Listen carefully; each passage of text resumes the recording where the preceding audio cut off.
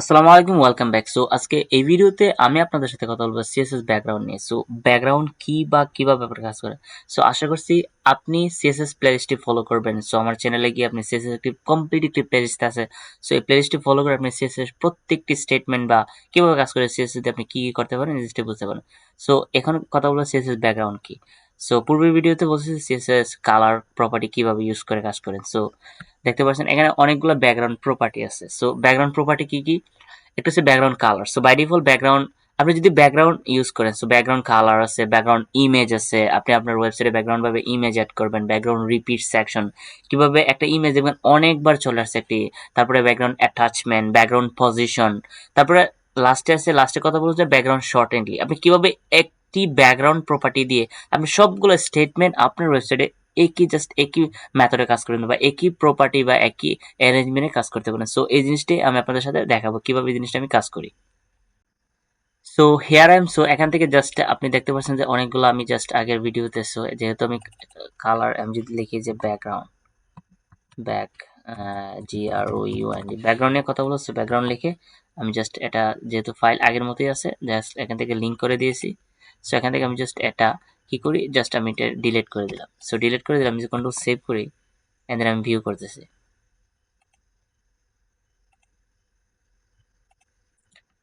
Just আমি যদি এখান থেকে ভিউ করি, দেখেন by default this is heading text. So এই টেক্সটটা চলে আসছে। সো এখন আমি কথা বলবো যে কিভাবে আপনি ব্যাকগ্রাউন্ডগুলো প্রত্যেকটি প্রপার্টি ইউজ করে ব্যাকগ্রাউন্ডগুলো দেখবেন। সো ব্যাকগ্রাউন্ডে আপনি একটা কথা বলতেছি যে ব্যাকগ্রাউন্ড এখানে দেখতে পাচ্ছেন যে ব্যাকগ্রাউন্ড। সো আমার এখানে দেখেন সিএসএস কোর্স, এটার ভিতরে একটা ফাইল আছে index.html, একটা আছে style.css, কিন্তু এটাতে কিন্তু কোনো ধরনের সিএস মানে ফাইল মানে ইমেজ নেই। সো এই জিনিসটা আমি ইমেজটা নিয়ে আসবো, তারপরে কাজ করবো। আপনি চাইলে ফাইল বা ফোল্ডার ইউজ করে ইমেজ কাজ করতে পারেন। সো এখন কথা হলো just background colour tense. So যেহেতু গত ভিডিওতে দেখাচ্ছি যে ব্যাকগ্রাউন্ড কালার কিভাবে, কালার তিন ধরনের, একটা থাকে হেক্সাডেসিমাল, তারপরে আপনি নরমালি আপনি যে কোনো ধরনের রঙিন বা কালার ব্যবহার করতে পারেন, যে বিভিন্ন ধরনের red, green, blue, yellow just হয়ে যাবে। কিন্তু আপনি চাইলে হেক্সাডেসিমাল কালার, তারপরে আছে RGB colour, SSL colour. So বেশিরভাগ ওয়েবসাইটে আপনি ব্যবহার করে বা আরজিবি কালার বা হেক্সাডেসিমাল কালার ইউজ করে কাজ করে। সো আমি জাস্ট একটা S1 যেহেতু কাজ ট্যাগ নিয়েছি, S1 লিখে সেকেন্ড ব্র্যাকেট দিলে আপনি দেখতে পারেন এখানে আমি যদি লিখে যাই জাস্ট একটি কালার দিলাম। জাস্ট এখানে যদি আমি কালার দিই, কালারে দিলাম যে রেড দেওয়ার পর আমি কন্ট্রোল সেভ দিলাম, দেখতে পাচ্ছেন এখানে কালারটা কিন্তু রেড হয়ে গেছে। জাস্ট আমি কন্ট্রোল সেভ দেই নাই, কালার কন্ট্রোল সেভ দিলাম, যেহেতু এটাতে কন্ট্রোল সেভ দিলাম। This is background.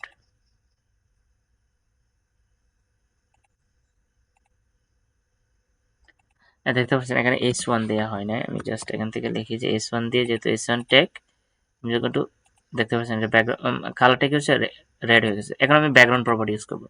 আমি যদি এখানে বাইরে হতে আমি যে ব্যাকগ্রাউন্ড লিখি যে BACKGROUND ব্যাকগ্রাউন্ড লিখি, আমি জাস্ট একটি ডিলিট করে দিয়ে আরেকটু দেখাচ্ছি যে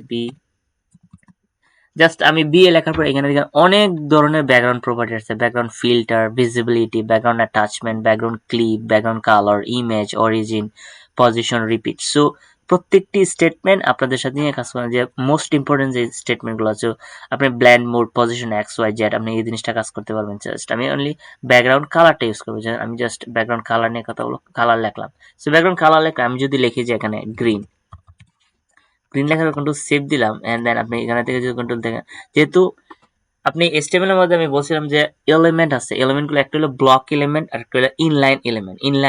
ইনলাইন ব্লক বলতে আপনি যতটুকু টেক্সট থাকবে ততটুকুই আপনার ব্যাকগ্রাউন্ডটা কাজ করবে, আর ব্লক এলিমেন্ট আপনি পুরো লাইন জুড়ে কাজ করবে। দেখেন আমি যদি এখানে কন্ট্রোল সেভ করে দেখতে পাচ্ছেন, মানে এটা একটি ব্লক এলিমেন্ট। আপনি চাইলে এই পুরোটা টেক্সট, আর একটা হলো ব্লক এলিমেন্ট, সো একটা হলো ইনলাইন এলিমেন্ট। সো এই জিনিসটা আপনি বুঝতে পারেন, যেহেতু আমার ব্যাকগ্রাউন্ডটা কালার চলে আসছে, আপনি চাইলে ইউজ করে বিভিন্ন ধরনের কালার ব্যবহার করতে পারেন। আপনি জাস্ট এখানে দিতে পারেন যে হোয়াইট ব্যবহার করতে পারেন। জাস্ট আপনি যদি হেক্সাডেসিমাল কালার জাস্ট 1 2 3 4 5 6 ছয়টা অ্যাপ দিলে হোয়াইট কালার বাই ডিফল্ট চলে আসছে। সো এটা দেখেন জাস্ট আমার এটা হোয়াইট কালার চলে আসছে। সো আপনি ব্যাকগ্রাউন্ডটা ইউজ করে কাজ করতে পারেন। সো এখন কথা বলো যে ব্যাকগ্রাউন্ড ইমেজ নিয়ে। সো ইমেজ নিয়ে কথা বলার জন্য আমি ফার্স্টে একটা ইমেজ নিয়ে আসি।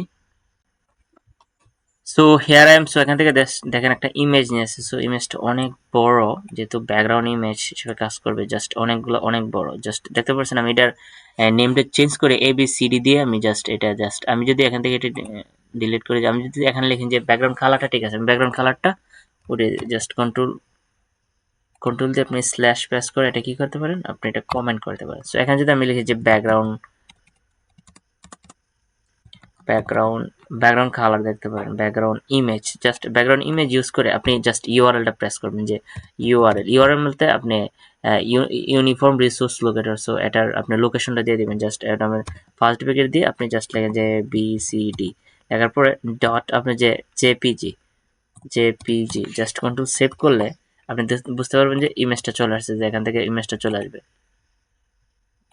দেখতে পাচ্ছেন এটা কিন্তু ইমেজ চলে আসছে। সো ব্যাকগ্রাউন্ড ইমেজ ইউজ করার জন্য আপনি অবশ্যই ট্রাই করবেন যে পুরো বডিটাতে কাজ করার জন্য আপনি বডি ট্যাগ ইউজ করে কাজ করবেন, যেহেতু ব্যাকগ্রাউন্ডের টেক্সটটা তো অল্পতেই আপনি এই জিনিসটা কাজ করতে পারছেন। তো আপনি চাইলে এটার হাইট এবং উইথ ইউজ করে আপনি এই জিনিসটা ছোট করে নিতে পারেন যে ইমেজে।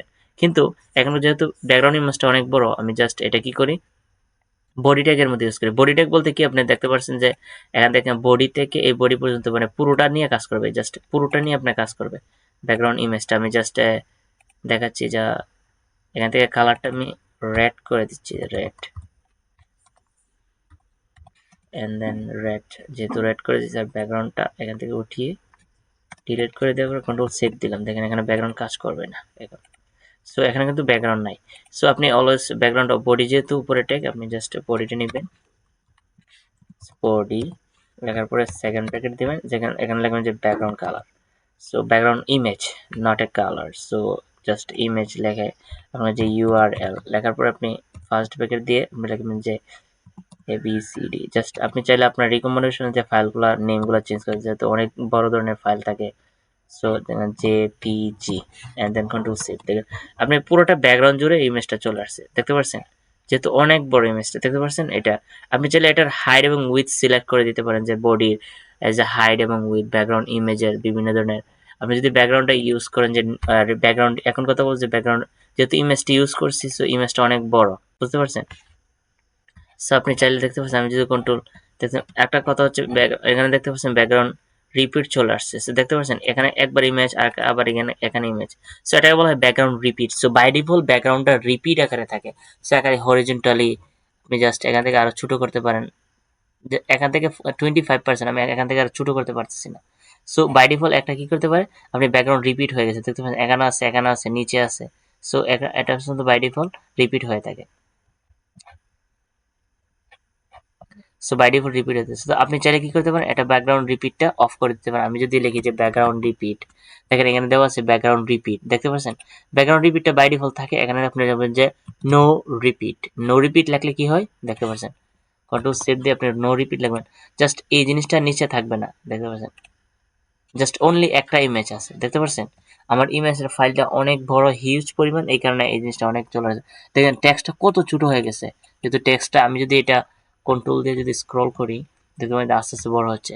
আমি জাস্ট 100% বাই ডিফল্ট থাকলে আমার ইমেজটা অনেক বড় হয়ে গেছে। আপনি চাইলে এটার হাইড এবং উইথ সিলেক্ট করে এই জিনিসটা আপনি ছোট বড় করতে পারেন।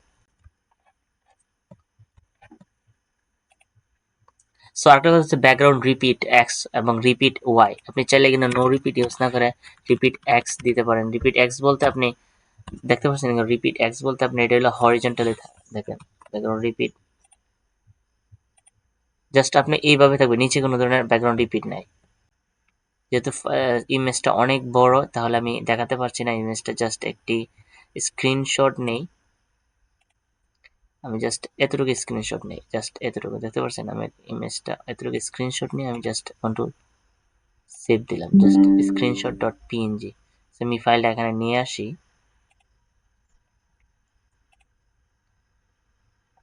not to be screenshot dot png, দেখুন কন্ট্রোল কপি এন্ড দেন এখানে আমি নিয়ে আসি দিস পেস্ট। সো স্ক্রিনশটটা আমি উঠিয়ে আমি জাস্ট ফাইলের নেমটা চেঞ্জ করে দিতে পারি, জাস্ট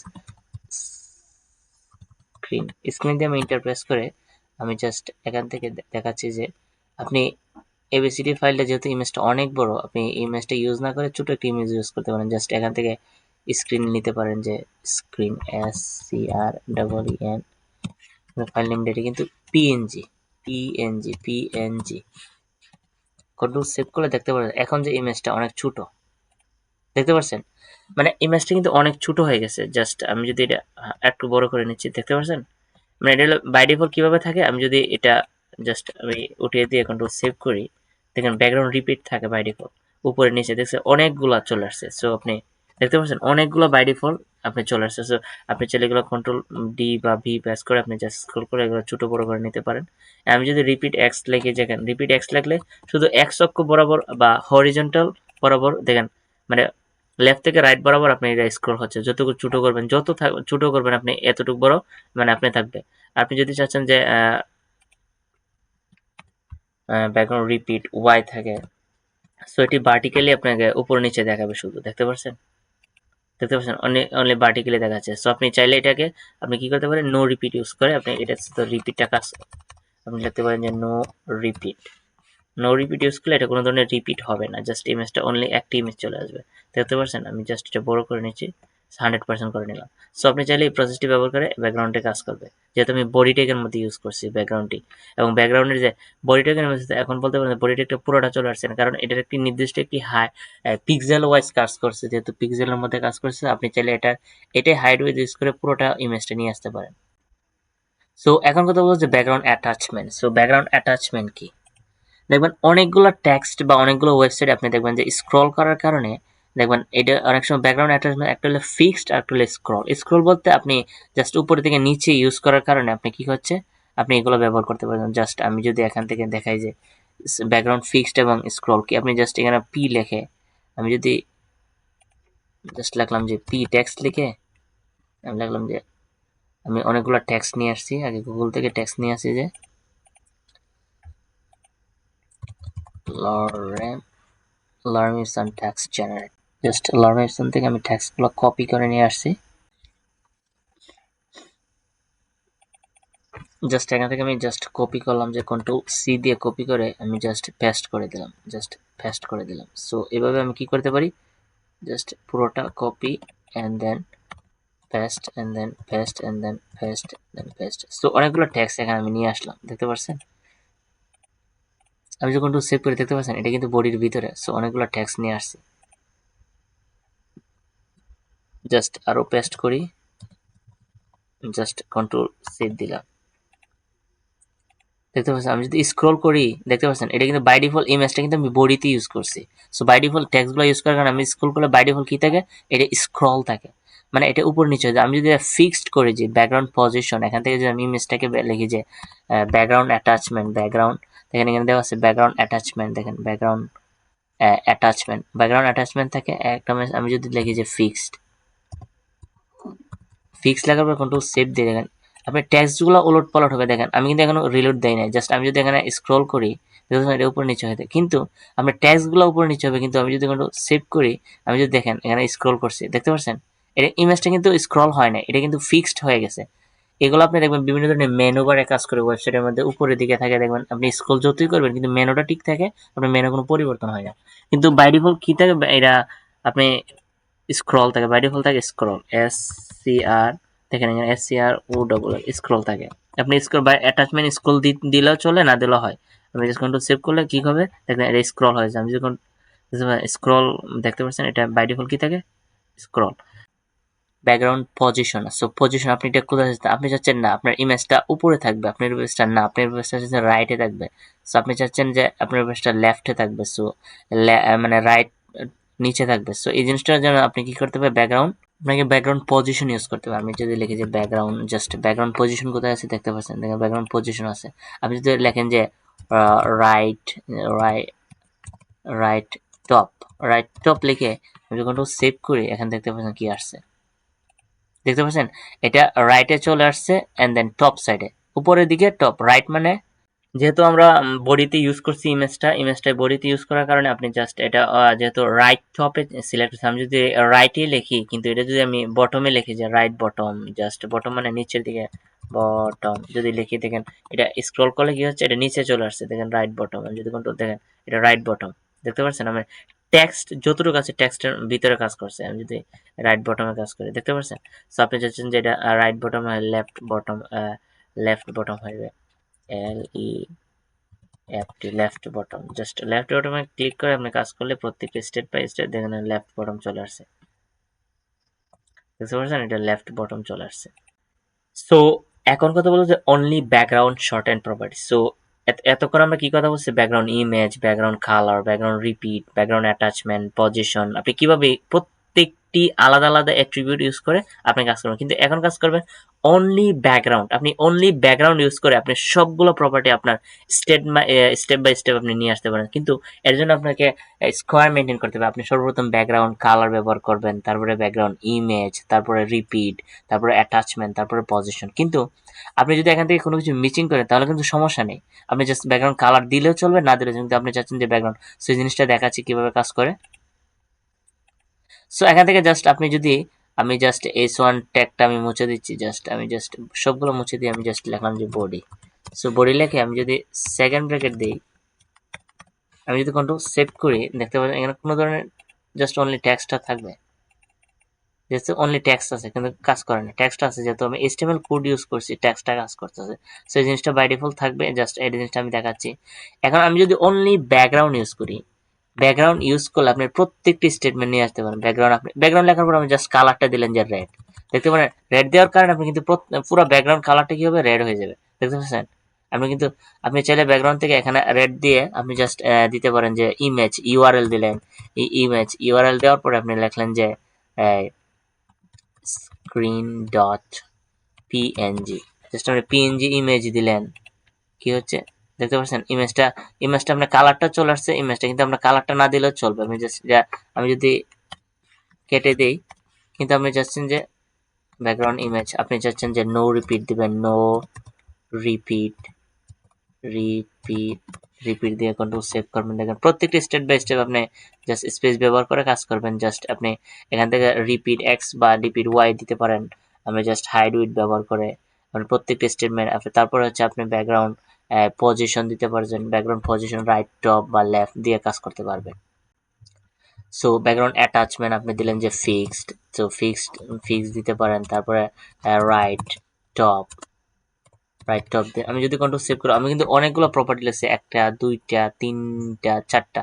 আমি যদি কন্ট্রোল সেভ দিয়ে দেখা করে, আমি কন্ট্রোল স্ক্রল করছি, দেখতে পাচ্ছেন মানে একই সাথে একাধিক পরিমাণ ইউজ করে। আমি যদি কন্ট্রোল দেখেন কিন্তু রাইট টপে চলে আসছে, তারপরে ফিক্সড হয়ে গেছে, এন্ড দেন আপনার ব্যাকগ্রাউন্ডও চলে আসছে, নো রিপিটও কাজ করেছে। সো আপনি একটি স্টেটমেন্ট ইউজ করে, অনলি ব্যাকগ্রাউন্ড স্টেটমেন্ট ইউজ করে আপনার প্রত্যেকটি জিনিস নিয়ে আসতে পারবেন।